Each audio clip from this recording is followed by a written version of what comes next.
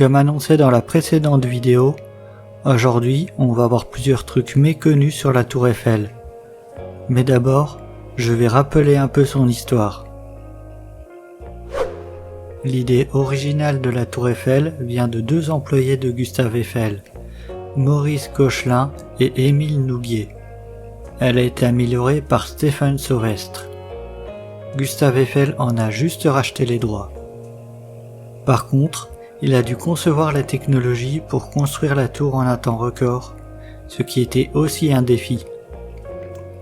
Il a également dû faire accepter la tour par les politiques et le grand public.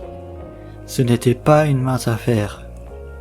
Au début, la tour Eiffel était très critiquée, personne n'en voulait. Elle devait d'ailleurs être démontée au bout de 20 ans. Elle a été sauvée par l'invention de la radio, car elle faisait une excellente...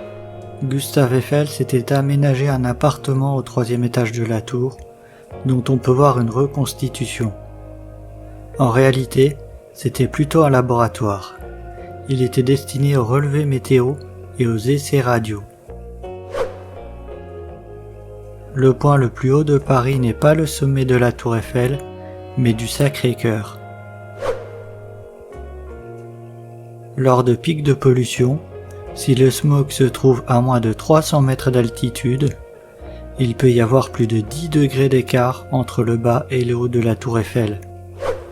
Je l'ai déjà dit dans ma vidéo sur le conservatoire André Citroën, disponible en description et dans les fiches, mais le premier éclairage de la tour Eiffel était une publicité pour Citroën, entre 1925 et 1934.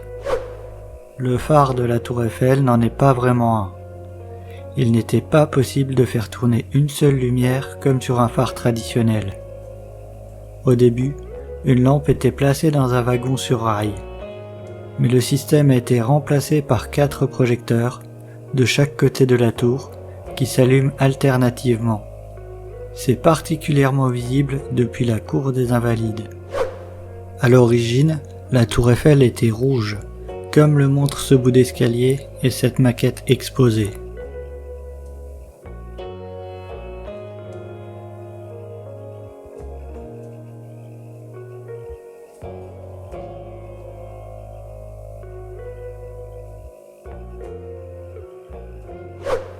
Gustave Eiffel faisait tomber des objets de la tour Eiffel pour étudier l'aérodynamique.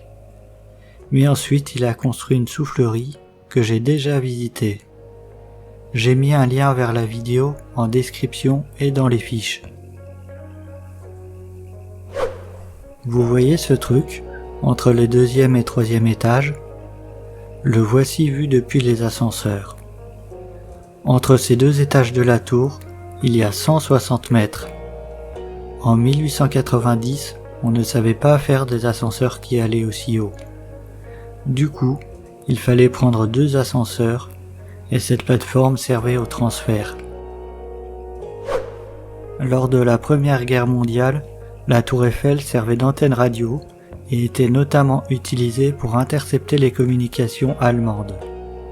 À ce titre, un bunker a été construit pour abriter les ingénieurs radio. L'entrée se trouve ici, à 250 mètres de la tour, et est reliée au pilier sud par un tunnel. Actuellement, il sert de bureau et de stockage pour les gens travaillant sur la tour. Si les ascenseurs menant au 3e étage ont été refaits, ce n'est pas le cas pour ceux menant au 1er et 2e étage. Ils sont entièrement d'époque, à 2 exceptions près. Déjà, ils ont été automatisés. Avant, ils étaient dirigés par un conducteur placé à l'extérieur. Ensuite, leur alimentation électrique provient du réseau EDF. À l'origine, ils étaient alimentés par une centrale au charbon, dont il reste une trace avec cette cheminée à côté du pilier est. Il est possible de voir des pistons depuis le bas des piliers.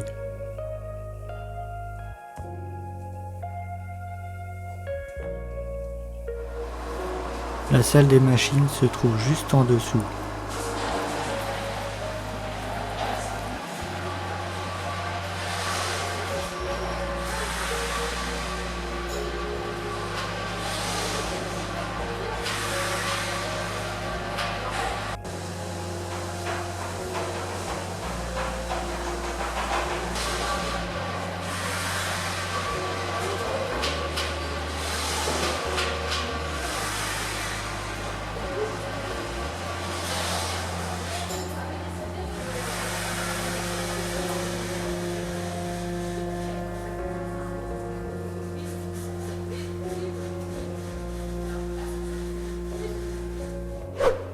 Pour avoir plus d'informations sur la Tour Eiffel, vous pouvez également regarder la vidéo de Jared Owen que j'ai mis en description et dans les fiches.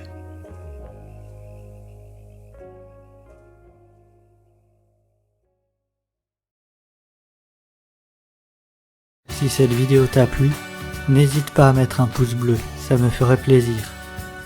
Pense également à t'abonner à la chaîne pour ne pas rater mes futures vidéos.